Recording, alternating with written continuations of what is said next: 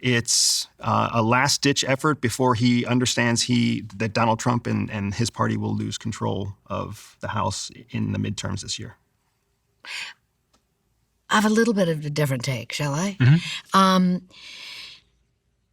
I believe the current administration is led as a completely top-down situation. In other words, like sole presidential authority. This current president is very enraptured with power and with prowess, with effectiveness. And on the heels of Maduro and maybe even the cartel leader in Mexico, I believe that the current president saw a moment of intense weakness that had been building, no doubt.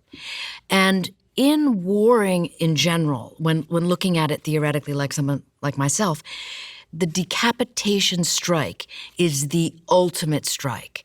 It's literally like it sounds when it comes from cut off the head of the snake. And that is exactly what just happened.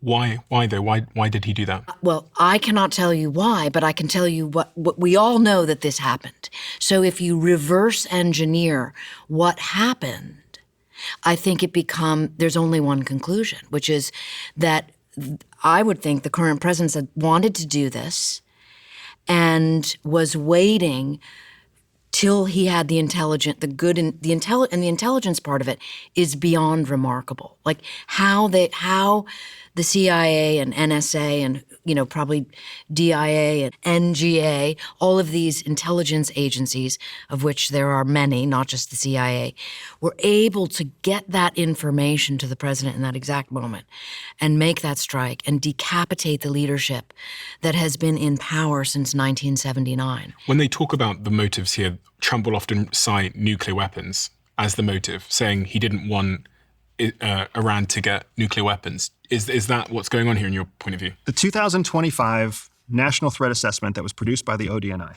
in March, so less than a year old, specifically says that Iran was unlikely to pursue the development of nuclear enrichment or nuclear weapons. That was the assessment of the ODNI. And that instead, their primary concern was that Iran was going to focus resources into the research of biological and chemical weapons. So the fact that in March of 2025, the ODNI, the assessment of all intelligence agencies, said Iran is not working on a nuclear weapon.